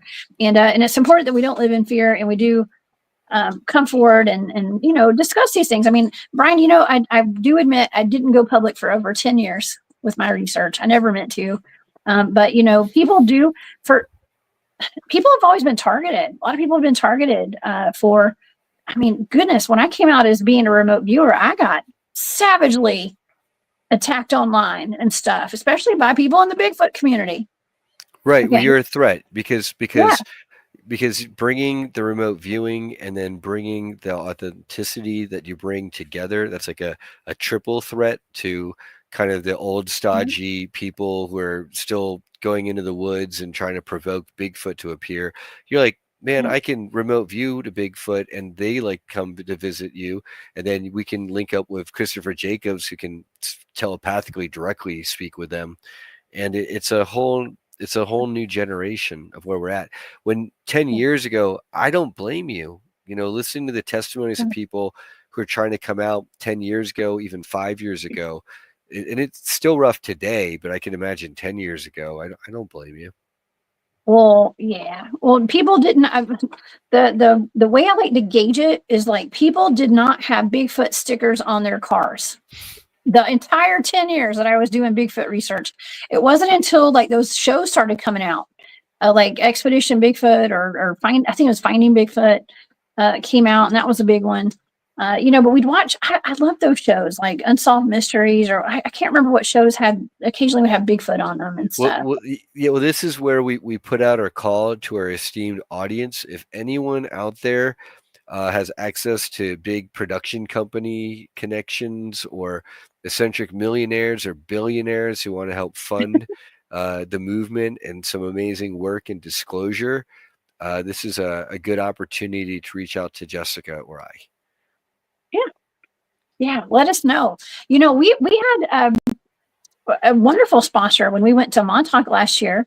Mr. Estes came up and he had a satellite company, and you know, people with these big companies and big dreams and big ideas and very successful are in these communities with us. They're 100%, right? Yeah, exactly. Having Bob with us, Bob Estes with us, a satellite pioneer, rocketry pioneer for privatizing that and getting us into space, at least from a civilian standpoint. He was really crucial to making sure that we were able to do the 2023 Montauk Adventure Tour last summer. You know, him and Gary Fretz of AC Yachts out of the Virgin Islands. Very helpful. Oh yeah, we had a great time there, and someone had typed in earlier about a biorhythm, like a biorhythm portal, and it reminded me of the trip to Montauk where we were actually there to see the biorhythm portal open. It's like kind of 20-year Earth has a 20-year biorhythm, and this is why, at least for the earlier secret space program, time travel, kidnapping, it's in increments of 20. People talk about 20, 40, 60, and even 80 and backs. And it's because Earth's natural biorhythm is 20 years. And they figured out that that was the easiest for them to work with, especially at the rudimentary experimental level of messing around with Tesla technology that they were at for the 1943 Philadelphia experiment. Yeah, that was really cool. I guess we'll have to wait another 19 years to go back to see that. But that was really cool that we got to be there for that. Yeah, well, hopefully we'll have full disclosure by then, or Star Trek Future, and that'll just be a historical footnote instead of a key, critical, crucial point of disclosure, which it is right now. Anything we can take to present to the public that we can really hang our hats on is a good thing. It is. Hans, I have bad news for you, Angie. Hans says they've heard some insane stories about dogmen in South Carolina. So I'll talk to you in private. I'll talk to you. I'll come and protect you. Okay, you'll be okay. Just stay away. Don't stay out too late at night by yourself. Don't go in the woods alone. Okay. Oh, and Immortal Spaceman, I am trying to reach and J True Seeker Jeff Nadolny. So if you can put him and me in touch with him, that'd be great, because I believe I did try reaching out to him. Also, I'm trying to reach out, and I know Jessica, Bryce from Esoteric Atlanta. I'd love to get disclosure onto her show from some of our Montauk people. I will get you guys in touch. Actually, Angie, who's in the chat tonight, that's how I met Angie, is through Bryce. We were all Georgia peaches, and then Angie left and went to South Carolina. Okay. Oh. But that's how I know Miss Angie that's in the chat. So I think the more that we can spread the word, the better. And she's got a big platform there over on her channel as well. And the more the merrier. The more information we get out, the better. So, man. Well, I hear your baby over there crying, Miss Crystal. Oh my gosh. Yeah. Baby Crystal, she just was waking up. She's wanted her bottle of milk. Brian has a newborn. She's not newborn now. How many months is she? She was born on she's like 2 months now. 2 months. September 12th. Okay. Well, she's basically a newborn still. Yeah, she's still in the teeny tiny phase. She's so cute. Oh, yeah. She's beautiful. She's beautiful. Well, I won't keep you all night, Brian. This has been a fantastic show. I really enjoyed this. I think that we did some good remote viewing disclosure tonight, and really connected some dots. So I want to thank you from the bottom of my heart for being here today. Thank you for inviting me, Jessica, and thank you everyone for being here. Thank you for everyone who threw up the super chats. That helps keep us independent and going, because the government's not cutting us checks to do this. So, I can tell you that. Yeah. So thank you, everybody. Some people in government that are on the payroll to follow us and watch us. Yeah. They're definitely there, and maybe under this new administration. Hey, Mothman and everybody, and Maureen, and Moondog. Maybe, hopefully, under the new administration, things will change, and there will be, because what Arkeem foresaw, or not foresaw, by going through to other timelines, mostly he saw negative futures, but he saw a pathway of positive futures, at least 7, where we had these positive timelines, and there will be healing centers, and there's going to be a whole new education about this. So, everyone here, we're on the forefront of basically having this information that we need to share with all our brothers and sisters, so that we can have disclosure in as organic, bottom up a manner as possible, rather than waiting for these stooges up top and in the White House, or not right now. Take that back. I voted for who's going to be in the White House now, or heading there. So hopefully with RFK, Alex Jones, Joel Salatin with organic farming, hopefully we're moving in the right direction, because everyone who has been in the programs like Montauk and Time Travel, who's seen, and this is as political as I'm going to get on this show tonight, who's seen the Hillary timelines in 2016, if she had won, those are the World War III nuclear war timelines. Oh my gosh. You heard it here you didn't hear it here first, probably, but maybe you did. Yeah, things could be much worse, y'all.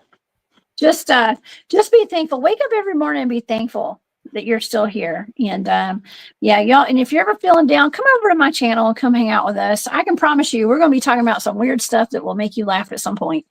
throughout the shows. If we're not laughing, we're crying, right, Brian? That's right. That's right. Well, if you're laughing, we're doing it right. If we're crying, boy, we're on something heavy. So pay attention Yes, either way. I And know. Don't. thank you. Yeah, thank you. Yeah, thank you to everybody who came in tonight and all the chat. You guys, this chat was going so fast. I was having a hard time keeping up with it. So I pulled up as much as I could. Yeah, yeah. Um, Shout out to Maureen and Gus. Thank you. yes. Give Gus Oh, we got hugs another and one. pets for us. Yes, thank you so much. And thank you for that super sticker, Maureen and Gus. Gus is my favorite furry um, moderator. And Maureen was at the conference, Brian, at the Full Yeah. Disclosure Now conference in St. Pete this past July. Tell the audience about the conference and where they can get information about it and Yeah. anything else you got. Absolutely. Fulldisclosuremovement.org has highlights of this last July's conference, and then July 15th to 18th, the same exact dates, but coming up in 2025 at the lovely Serrata Beach Resort at St. Pete Beach, Florida. We're expecting about as many presenters as we had this last year, which really crammed them in. So if we don't have quite as many, that's actually okay, because I can give people longer. Maybe we might have a Montauk panel. I'd like to have definitely keep the cryptid paranormal thrust on it, and as well as Ascension. And then we're again teaming up with our sister event, the Day of Being. This is now Day of Being 5.0 because it's our 5th year. And they're going to be the weekend following our event, which means that a lot of their attendees, it's going to be easier for them to join us. And then at the end of our event, stay for the free beach weekend at nearby Indian shores. And I think that we'll probably get a lot of UFO activity, just like we did this last year. Oh yeah, that was so fun. What a great event. You had some heavy hitters. I think Sovereign Cosmic Wildman had said that earlier today, that there were some really heavy hitters at your conference. And I'm not saying that because I was there, because I'm just little Cryptid Huntress over here. You had like Laura Eisenhower there too. I got to meet her. I was so excited to meet her.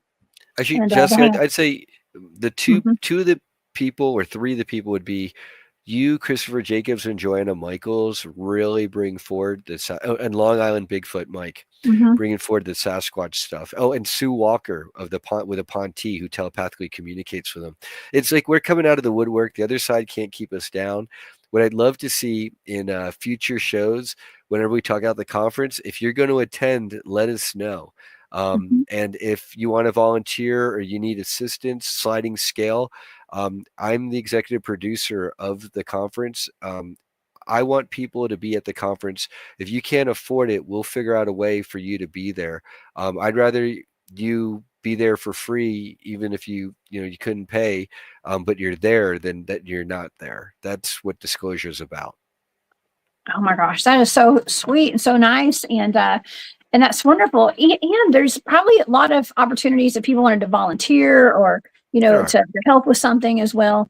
That's always a big help too, to have some Absolutely. volunteers around. Yeah. Yeah, like maybe you're a single parent and you're an experiencer in a my lab, and in that case it's like, and if you couldn't afford it otherwise, I'd definitely comp your pass.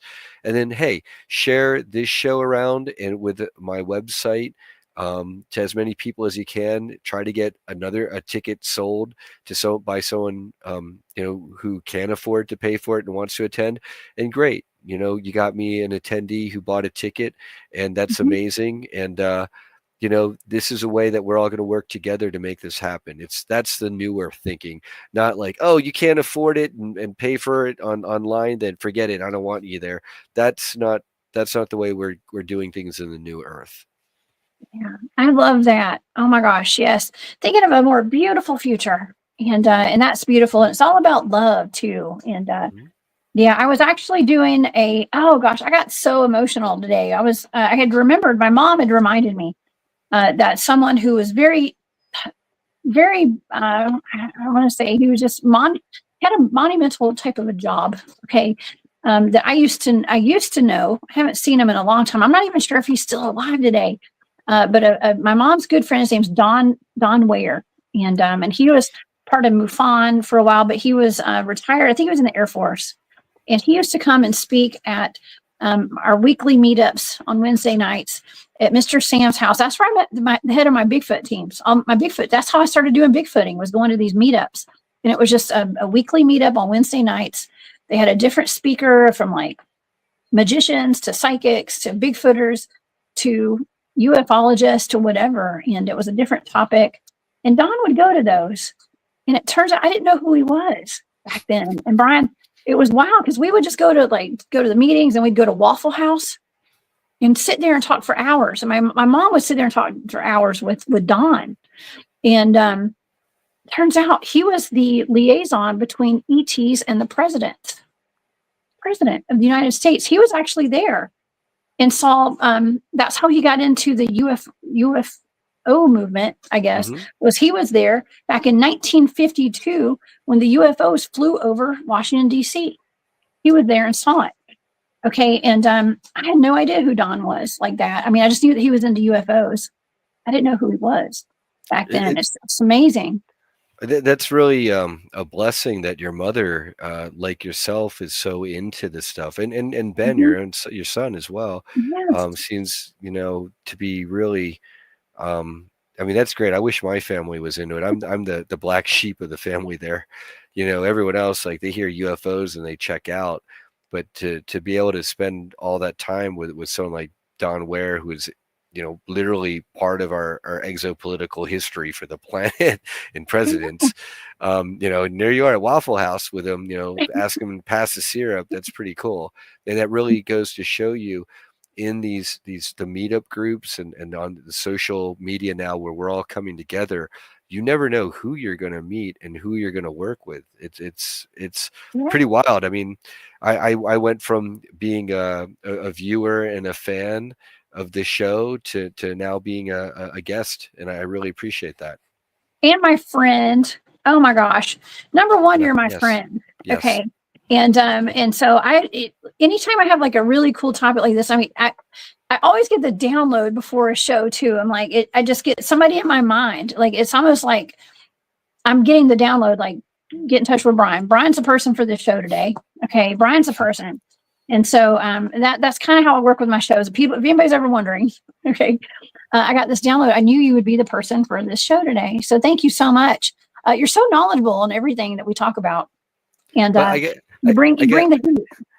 I got to ask, Jessica, your data, because you're speaking about it, is it going to be up on your Patreon? I'm also a Patreon subscriber, and I look forward to that because, yeah. And then there's a 1947 stuff up there, because I recommend, our viewers, if you're not part of the Jessica's Patreon yet, sign up for that, and then this is stuff like I would do, is like I go back in your Patreon, find your 1947 data, and then compare it to your 1952 data here, and then check it out. But everything that we discussed, it's pretty much adding up to the space schmotzies. The schmotzies and Schmittler and the schmotzies. I know. Something, and I'm not going to get into detail. If you guys want to look into Don Ware, I mean, he's a fantastic individual. He actually had written something about, and I'm not, like I said, I'm not going to get into detail, but I was reading it today, and they were talking about how some of the ETs got upset with him because he had put some sort of like machine guns in the bottom of a spacecraft. And so, like, they took his privileges away or something. It was just something really weird. It was something really odd. I was like, man, I don't know if that's real, but I mean, he wrote it in like his journal. Don did. And I just thought that was really wild. So it's something to look into, I guess. But yeah, wow. I was at Waffle House with him. I could have asked him about that if I had known. I heard that was an issue for them early on with the German secret space program, was mounting like their cannons and stuff on the craft and trying to figure out how to be able to fire to shoot basically and not have the UFO like get kicked back and get knocked out of control. I guess they figured that out because by Operation High Jump, they talk about them shooting lasers. So they might have swapped from the kinetic weaponry to the more beam and weapon energy, but who knows? This is where people like John Whitberg, he has a lot of experience, and Penny Bradley with the German breakaways in particular. So They might make great future guests, and they would have information on some of the technical stuff there. I Thank you, think Nancy. that's, yeah, I think that, what's up, Angie? She said, Brian, you're a And Moondog. Thank you, guys. Moondog. Yeah, you guys are awesome. Oh my gosh. Yeah, I need to do some more digging into all of this information. And I should definitely get Penny Bradley on my show one day too. I have not had her on. I got to meet her at your conference, and people like her. Man, she's a grandma bear. She's a grandma bear of the secret space program community for sure. Absolutely. Awesome. Well, I'm going to add her to my list, and we're gonna have some really amazing shows coming up here in the future. And the rabbit hole just turned into a portal at some point. Exactly. And, we're down it. We're down it. That's great. You're the first. That's the first time I've heard that. The rabbit hole is turned into a portal. The rabbit portal. That's right. Yeah. Maybe that could be your logo for the next conference. Yeah, exactly. Like the whole. Well, then that's getting that whole follow the white rabbit. Alice wanted. I don't want to trigger all our MK Ultra experiencers because that's true. That's true. That's true. Well, this has been fantastic, and I've still got more comments. I mean, they're just flying by. So, thank you for being here, Sovereign, as well. You guys, please go to the fulldisclosuremovement.org.